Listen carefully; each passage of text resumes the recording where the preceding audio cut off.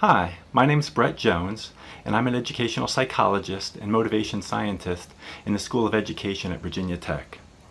In this video, I'm going to explain my research agenda over the past 20 years to give doctoral students an example of what it's like to be a researcher at a Research One university. I began my career in 1999 when I graduated from the University of North Carolina at Chapel Hill, and at that point I focused on high-stakes testing. It was a hot topic and everyone was interested in how states were testing students. So I surveyed a lot of teachers and principals across North Carolina and Florida, which gave me a lot of data, and I wrote many articles based on those data, and it ended up resulting in a book called The Unintended Consequences of High-Stakes Testing, which I published with my colleagues. Today, though, I'm going to focus more on what I did after that, because after that I wanted to go back to my roots, which was to understand motivation and the motivation of students. I started this research agenda related to motivation with my dissertation, and then I continued it even as I studied high-stakes testing, because what I was interested in was how do these tests affect students' motivation and related emotions in the classroom. But what I found was, as I started teaching at Duke University in 1999, was that I would get to the end of my classes and students had a hard time putting together the motivation theories that I was teaching them. So I was actually teaching students about motivation in my classes. And what I found was, in my time at Duke, and then I went to the University of South Florida and I was a professor there for 5 years before I came to Virginia Tech in 2006.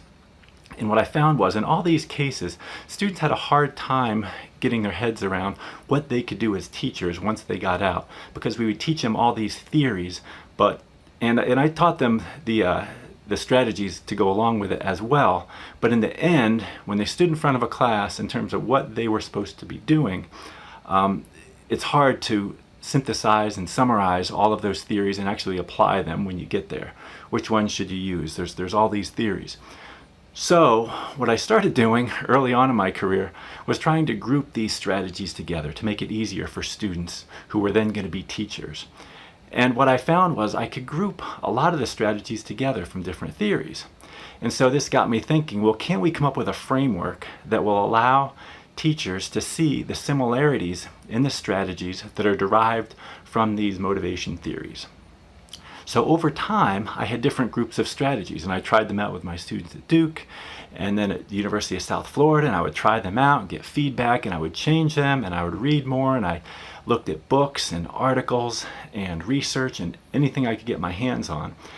And what I ended up with after 10 years of doing this sort of design-based approach to trying to figure out how to group these strategies best for teachers was what I call the music model of motivation. And music turns out to be an acronym for the 5 main components of the model, which are empowerment, usefulness, success, interest, and caring. And so teachers can now, instead of thinking of all these theories and all these implications, focus on these 5 big ideas, which are to think of strategies that give students empowerment and choice, give students the reasons for why they're doing it, the usefulness, the relevance. Help them feel like they can be successful, the S. The I is for interest, so you're interesting students in the act of learning. And the caring part, the showing that you care about them and other students in the classroom by creating an environment in which they can thrive and feel cared for. So all of this is to say that over these 10 years I came up with these 5 groups of strategies. Now, what are we going to do with it? Well, the research questions that came out of this were, are these really 5 different things? Now, in my mind, they were. But what I started to do with my research was to try to see whether students perceived these 5 different things as actually 5 separate things, because it could be that some of these overlap. In other words, maybe empowerment and usefulness are really one thing, or maybe interest and caring are really one thing, and they're not 2 different perceptions. So what this caused me to do was to develop some scales. There were existing scales and measures of students' perceptions of these things. These ideas weren't new. People had been studying these ideas for years. I didn't come up with any one of these ideas. But what I did was try to put them all together in one place for teachers to understand. So the first thing I had to do in my research agenda was to establish that these are 5 different things. And so what we do is have different questions for these 5 things, M, U, S, I, and C. And we give them all these questions to all the students. And when they come back, what you can do is a factor analysis, which is basically a statistical program that will separate these questions into groups. And when we did that, what we found was that these items that we asked students grouped into M, U, S, I, and C. They grouped separately, which tells us that these are 5 separate perceptions that students have in a classroom. So now we had quantitative data to back up my qualitative inquiry, which occurred over 10 years. And so now we have done this. So one thing was to do this in one population, and we found out that it worked. And then we started to spread it. So we did it with college students. Then we did it with middle school students in science. And then we did it with middle school students in Iceland. Then we did it with college students in China. And so we've gone to different countries, different grade levels. And I had a doctoral student who wanted to try this out with elementary students.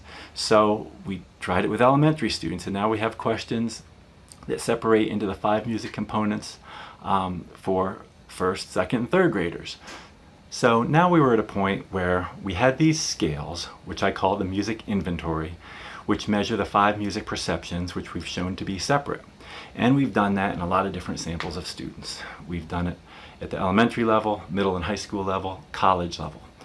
So now we're ready to see whether the model works as intended, which is that these music perceptions should predict students' engagement, such as behavioral engagement, like their effort, and their cognitive engagement. Are they using strategies that are effective for learning? And so we designed a set of studies which is now looked at music perceptions leading to engagement. In addition, another set of studies we've looked to see whether these music perceptions lead to engagement, lead to achievement, because that's the ultimate goal. We want to see that students have learned or achieved or performed in the end. That's why we want students motivated. So now we have a set of studies that have looked at students' music perceptions, engagement, and achievement. And we're really just kind of in the middle of that, trying to figure out in which cases this works, in which cases it doesn't work, which of these music perceptions tend to be stronger predictors of engagement in certain situations. And so we're kind of in the middle of all that right now. We've published some papers, but I'm still working on doing even more with that to try to see if this theory holds up, which is that these 3 things are aligned and that these music perceptions in a classroom are important. Because if they're not important, then the whole thing sort of falls apart. But based on a lot of other people's research, which shows that these 5 things are important, and my research, which has included them all in one model, so far the results have been good. And I think it's important because a lot of people, some researchers will say, well, caring is really important, so they study caring. Other people will say, no, it's about competence and self-efficacy, so they'll study the success perceptions. Other people will say interest is most important. And what I've said is all of these things are important. So let's look at all 5 of them at once. That's the real world. That's what's going on in students' heads. So my contribution to the literature was not to come up with any one of these 5 music components, but it was to look at all of them at once in a particular class to see how these perceptions are affecting students' motivation, engagement, and achievement in the class. And so that's what I continue to work on. There's a ton of work to do here in all sorts of languages and cultures and different grade levels. And so I continue to work on this problem. So I'll end this video by answering the question, where do I go from here? Well, recently we've identified clusters of students so that, for instance, in one class you might have a student that's high on empowerment, low on usefulness, high on interest, low on success. You might have another student who's low on empowerment, high on usefulness. So there's different combinations of students, but there's only so many of these. So can we cluster students according to their music perceptions? That's one avenue that we're currently exploring and we've published some articles in. Another avenue is to do some interventions. We've done a few of these, but what can teachers do to try to change students' perceptions of music so that they then can become more engaged and achieve more? And so we have done a little bit of that, and that's where I want to do a lot more work. We're also looking in specific contexts. So now we're interested in studying math teachers, especially in rural areas, to find out what they can do to help their students increase their perceptions, their music perceptions, so that their students are more motivated.